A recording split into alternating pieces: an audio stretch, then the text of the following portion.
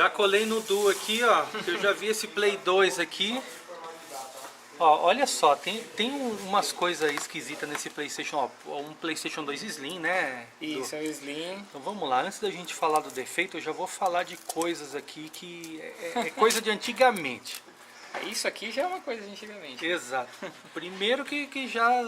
E essa instalação tá muito bem feita desse chip, porque antigamente era tipo uns macarrão que os caras faziam de fio aí para instalar chip. Até que usaram um fio decente aqui. Exato. Né? Um chip Mars Pro aqui, que é um chip muito antigo, isso aqui não se usa mais.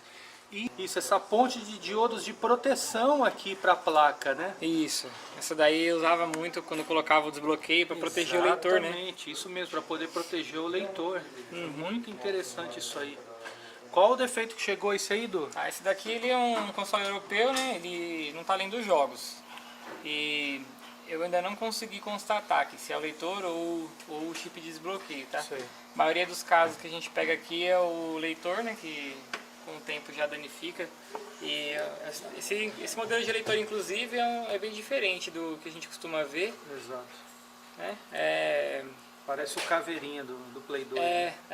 Nesse caso, se ele tiver com defeito, a gente não encontra mais esse modelo de leitor para substituição. A gente troca toda a bandeja do console, né? Entendi. Para poder voltar. Sei. Esse chip do Mars aqui, sinceramente eu não gosto muito, assim. A maioria dos que a gente pega aqui, geralmente ele vem ruim, né? Mas eu vou colocar um leitor bom primeiro, ver se o console vai subir os jogos. Não subindo os jogos eu desativo o chip de desbloqueio. Subindo os jogos originais eu tenho certeza que o chip está ruim, a gente passa o orçamento para o cliente, ele aprovando a gente faz a troca. Só desativando a alimentação de energia do chip já dá para testar? Não.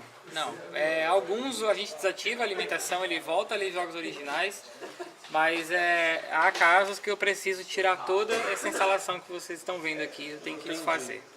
Essa ponte de diodo aí pode influenciar alguma coisa também no funcionamento do chip se ela não estiver funcionando direito?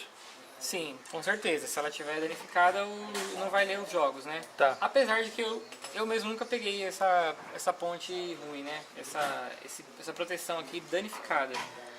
Como é um componente que faz muito tempo que está instalado nessa placa aqui, o videogame funcionou muitos anos já com essa ponte. Então eu corro o risco de tirar essa ponte e dar algum probleminha no console, né? Até mesmo no leitor. Então se você tiver que substituir esse chip de desbloqueio aí, você não vai nem mexer naquela ponte de diodo ali, Não, né? não. A ponte vai continuar aqui bonitinho do jeito que tá, né? Tá. Isso aqui tinha um nome, como é que era? Não sei o que, fix. Como é que chamava essa ponte de diodo, Rafael? Isso. Essa ponte de diodo aí, o nome dela é Neofix. Isso aí, ó. Exatamente, é isso aí. Beleza, Du, então boa sorte. Bom, Vini, estamos aqui mais uma vez, né? A gente vê muita gente dando pitaco de várias coisas relativas a problema de vários videogames, mas eu nunca encontrei ninguém fazendo um vídeo definitivo sobre esse defeito que ocorre. Aliás, é um sintoma que avisa que o Play 4 está com defeito, que é a luz azul.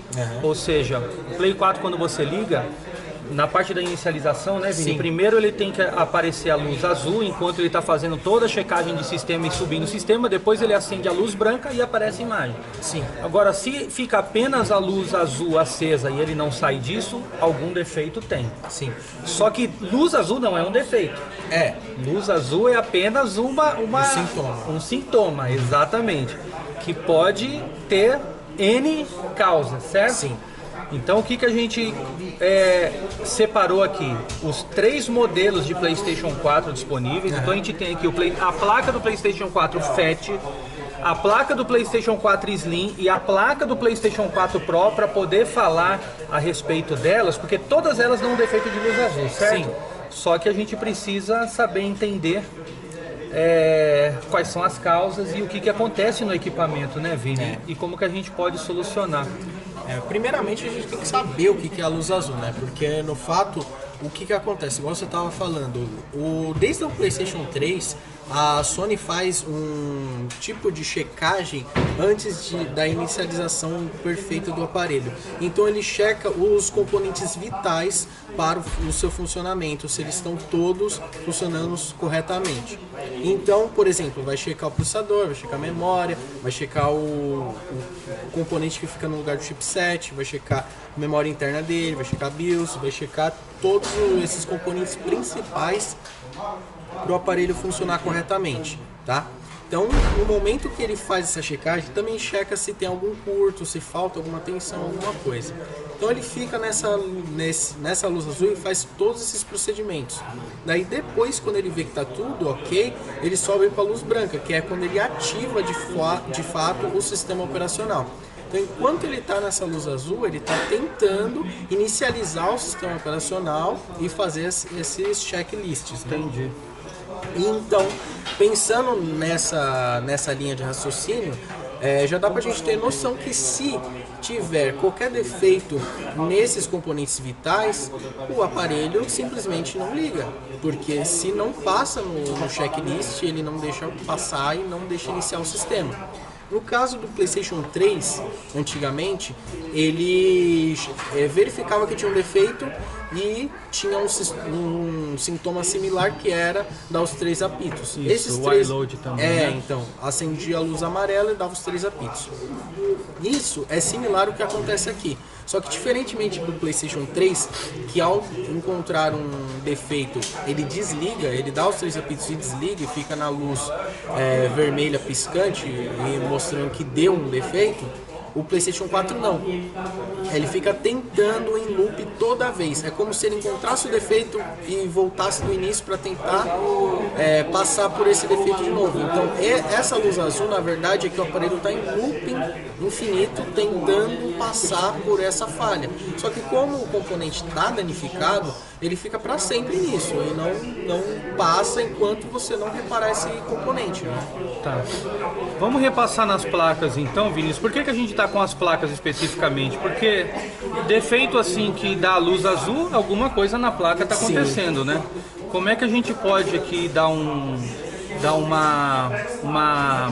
pincelada aqui nos modelos de placa, na do FAT, a do Play 4 Slim, do Play 4 Pro, e poder mostrar as diferenças e o que pode ocasionar de defeito a luz azul? Sim.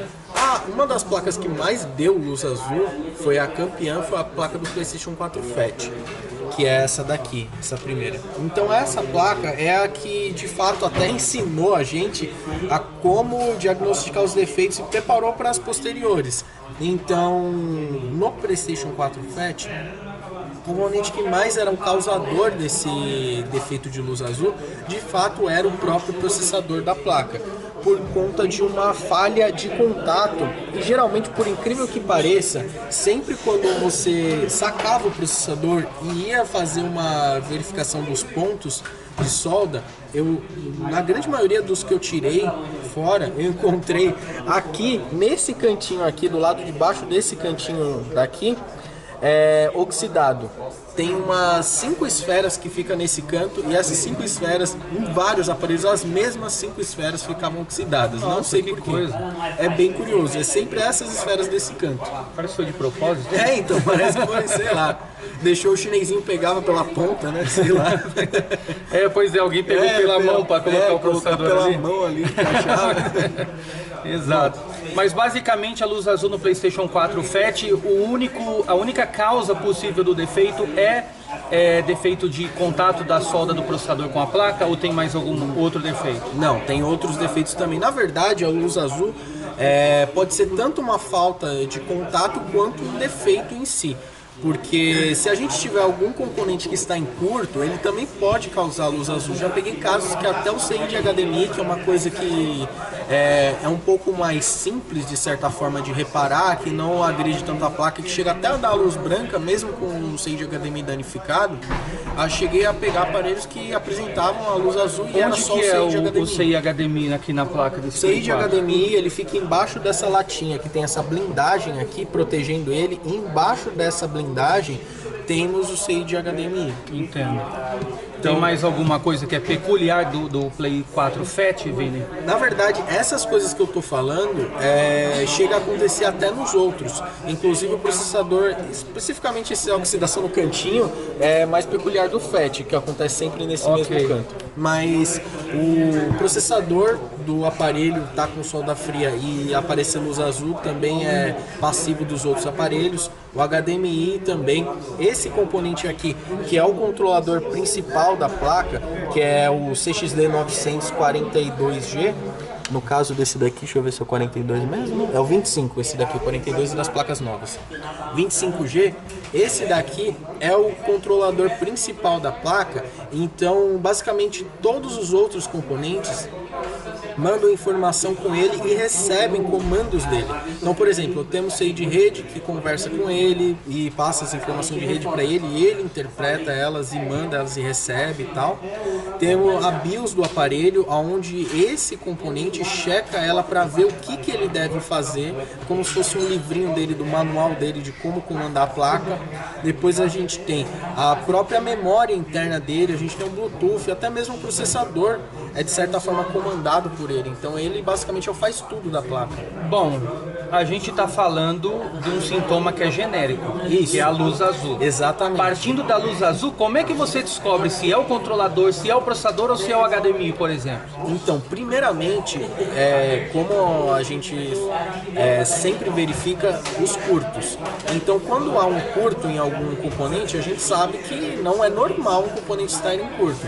E como que a gente faz? A gente vê aonde tem a alimentação dele, os pontos de alimentação dele, e se esses pontos têm uma continuidade direta com o terra, que isso é o que caracteriza um curto. Entendo. Então, verificando isso, a gente parte para ir para os componentes específicos, porque geralmente, principalmente esse que eu acabei de falar, que é o controlador principal, ele costuma entrar em curto quando está danificado. Alguns casos raros, ele danifica sem estar em curto.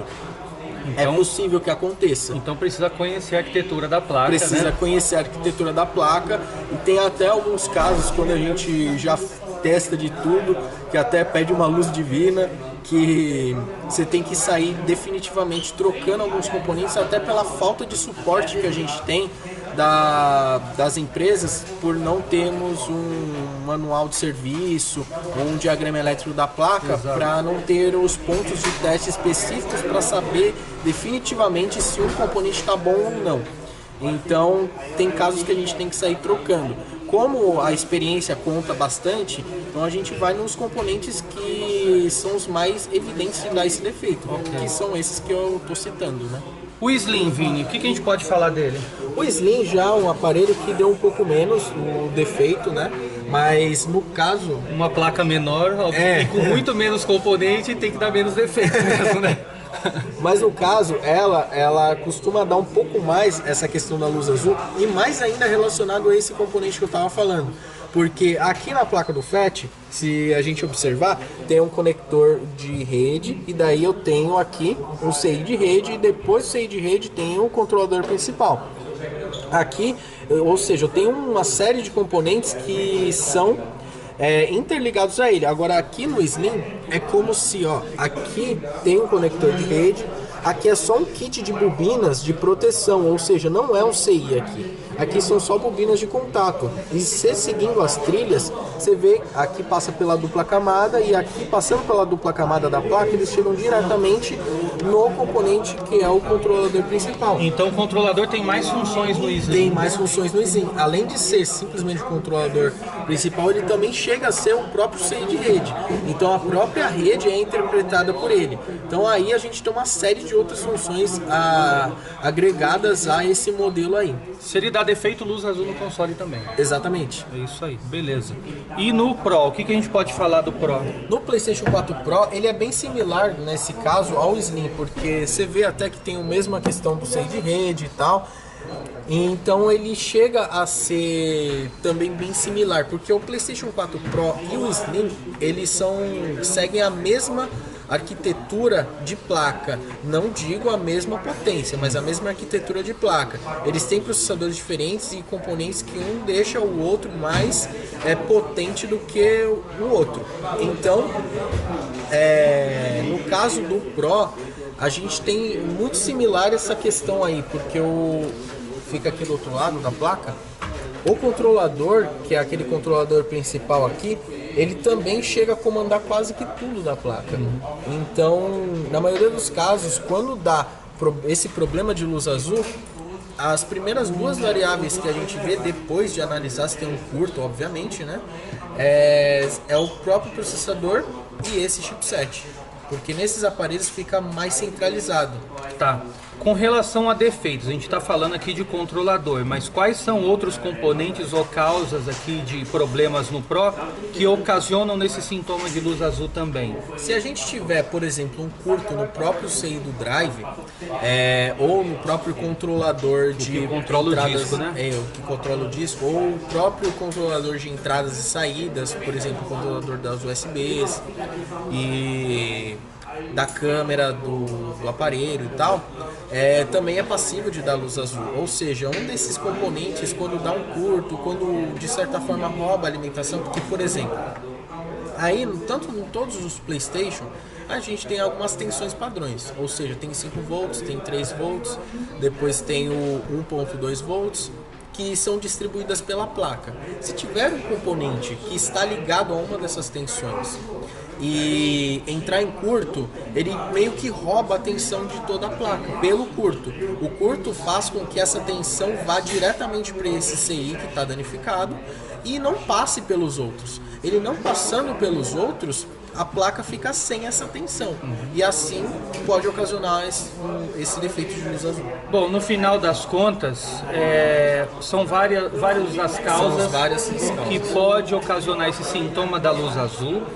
Ou seja, o videogame fica travado e um bom técnico tem que ter a capacidade de poder, conhecendo muito bem a placa, procurar nos locais específicos e baseado na experiência também, procurar onde tem curto, onde tem diferença de tensão, onde tem componente que está esquentando demais, né, entendeu? Aí para fazer a troca devida, né, Vini? Então, por isso que esse reparo de luz azul especificamente é um dos reparos mais difíceis assim, e chatos que a gente fala, porque pode ser quase praticamente qualquer coisa na placa, né? Exatamente. Então você só dá uma filtrada no intermédio de medições, então você tem que conhecer a placa. E como eu já havia dito antes, a gente não tem o suporte de um diagrama elétrico, você tem que criar o seu próprio banco de dados das informações dos aparelhos. Ou seja, você tem que pegar uma placa funcionando e sair pesquisando as medições nela.